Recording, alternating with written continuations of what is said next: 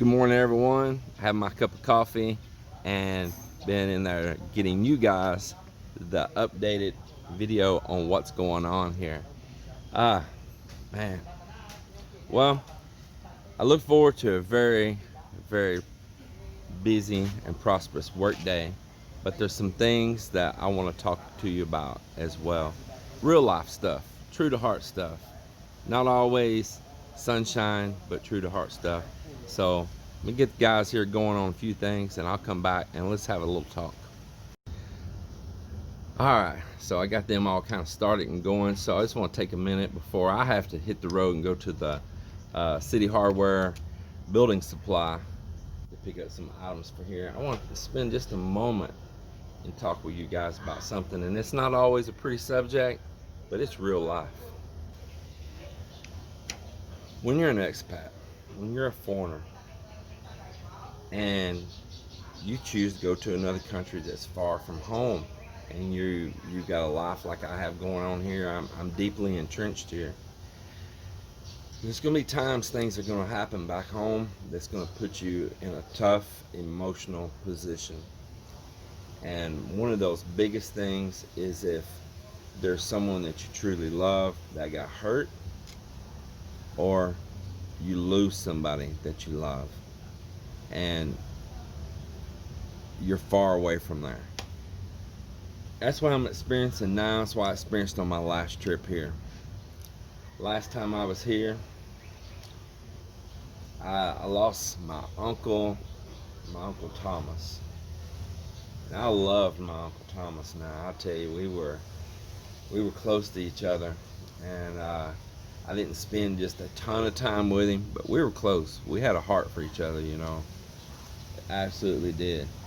And I lost him, and there was nothing I could do because I am on the other side of the planet, and these are the sacrifices that you're gonna have to deal with. You know, you're gonna have to deal with this. With Uncle Thomas, he had a very free-spirited soul. Absolutely, he completely backed me when others didn't of coming over here to the Philippines. When some of the family, because you're gonna deal with this too. You're gonna deal with haters in the family and friends. You're gonna deal with haters. When you choose this kind of life, your family and friends both, they're going to split, and there's nothing you can do about it. There's nothing you can do about it. That they're going to have their own thoughts and takes on things, and some of them are malicious thoughts and vulgar thoughts and just selfish thoughts. They're going to have all kinds of stuff, but you know what it really boils down to in the end? It really boils down to in the end that they're either jealous of you or they have some kind of preconception of what you should be doing with your life that fits the way that they were taught, the way that they were programmed. And you're going to deal with problems. You are. You're going to deal with it. But with my Uncle Thomas, I didn't worry about it. I went out here. He liked to drink. Went right out here. Probably still have some video back of that day, and got me a chair, got me some beer, and I turned on some good music that we both like, and I sat out there at this beautiful place right here, and there was three of us there, me, Uncle Thomas, and God. And we all sit down and enjoyed right there. You see, his soul was already released from his body. So he was no longer only in Texas anymore. He was now just back a part of the universe. So I had my own private time. I had my own private funeral with Thomas. I sure did. So then here we are back again this time, and I get a message. One's my old ex-neighbor that built a house next door to me there in Texas years past, back in the early 90s. He passed away, and I liked old Johnny. He's a pretty cool guy. but he wasn't like direct family or nothing. But if I'd been there in Texas, I would have definitely been there to remember him. Well, it wasn't even a couple days later. My my cousin reaches me again, and he tells me that now my my uncle Michael passed away. Thomas's brother, my mom's brother.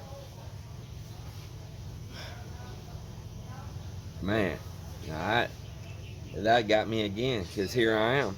I'm in a foreign land, and now that I've had two uncles that I love, what I wouldn't know what to do. My mom was confused. You can't just go run jump on a plane.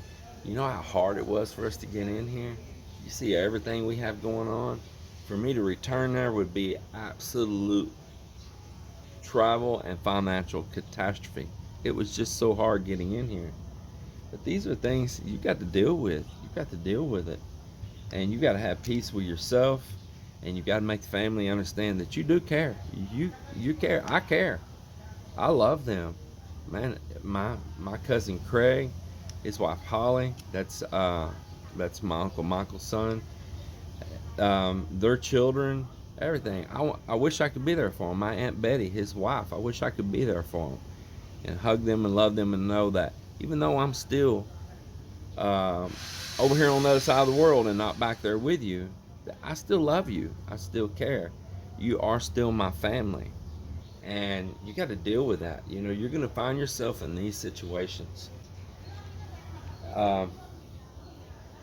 Here again, I feel kind of absent, void. The family's going to have a gathering. They're going to have a viewing. They're going to have a memorial, funeral, and probably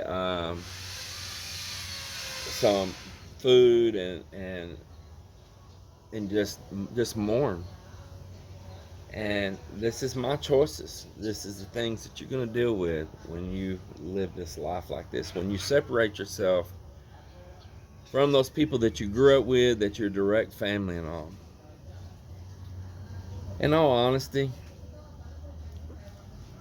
even when I've been there and you say you're going to see these people and they say they're going to see you, it usually don't happen. That's the thing about it in America too. Everybody gets caught in their own lives. Everybody gets caught up in their own lives. And there's no stopping that mindset, that machine. Yesterday here at this job site, it was Marvin's son, the one we call Lollipop King. It was his birthday. And everybody's here to work. But you know what? Most of my workers are family here. And so that's their nephew, that's their cousin,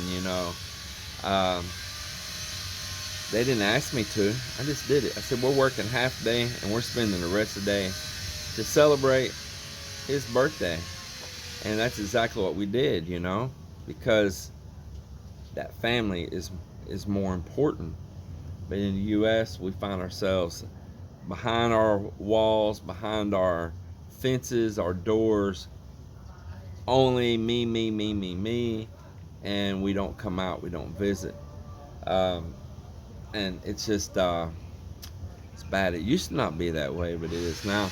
And I found that some of the things I really love here, so I'm not going to bring my Western way of everything's work first here and not make family first. So it was my choice. Let's make family first, and the work can continue right on the next day.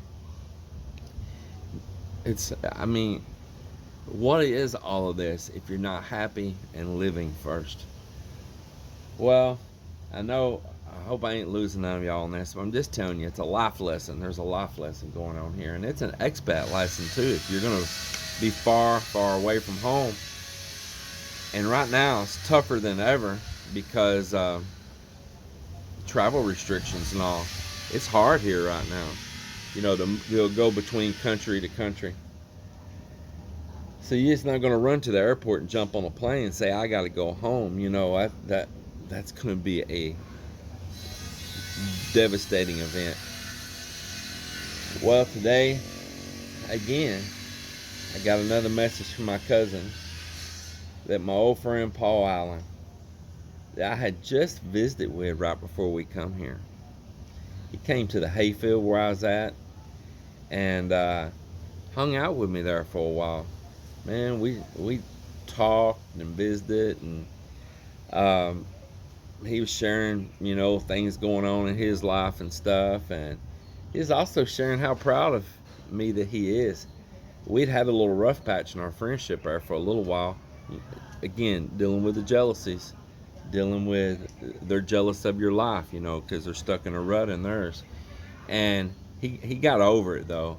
He kind of gigged me in the side a few times and really hurt me as a friend. But I was going to blow up on him, and I chose at that point in time to just keep my mouth shut. Just keep my mouth shut. And it's human nature. I realized that. His mouth was doing the same thing so many others was. But in the end, he turned around and he come to me and said, James, I'm sorry. And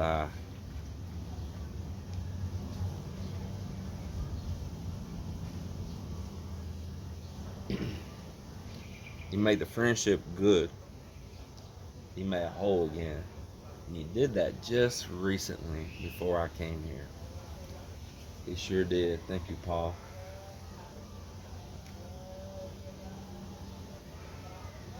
So today, another person in my life there in Texas is gone, and I'm watching that happen a lot. Of all ages. I have friends that were in their 30s. I have friends in their 40s. Gone, gone, gone, gone, gone, gone, gone. And so, to the haters, to the naysayers, to the ones that are jealous that I'm here living like I am while they're punching that 9 to 5 clock, buying things that they don't need, that they could work half that time if they only focused on the things they really needed instead of a $500,000 home or high dollar brand new cars and brand new four-wheelers and brand new jet skis and brand new fifth wheels and all of this stuff that is depreciating in value faster than you can ever pay for it.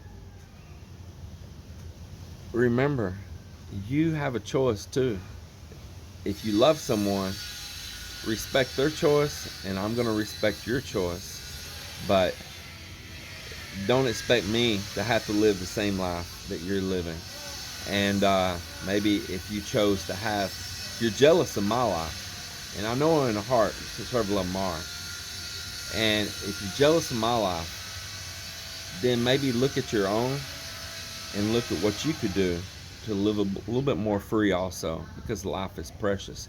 And this all triggered me with my mother when she passed away at 56 years old. So it changed my life. I changed everything I was, and I disappeared for a little while, and I reemerged a person that I'm going to work and I'm going to go enjoy life, and they're going to both happen at the same time and not just on the weekend or on Sunday or punching the time clock. So it turned out to be a very successful life doing that as well. Remember, these are going to be some of the things you're going to deal with being an expat, being in a foreign land, and sometimes being far away from family and loved ones when you lose them. It is going to be one of the sacrifices. Mr. Michael, Uncle Michael, I love you, and you too. You up there with Thomas now? Rest in peace. I just want everyone to know, and if any of my family sees this back home, or friends, I care. I care. They're going to be missed. I love them, and I guarantee if we could talk to them where they're at right now, and you could ask them, are you mad at James because he's not here at your viewing? I guarantee you they're going to know the value of life right now, and they're going to be much prouder that I'm right here enjoying God's world, God's land. Yep. So with that, I'm going to close this out, and we will get back to worrying about build videos. Take care.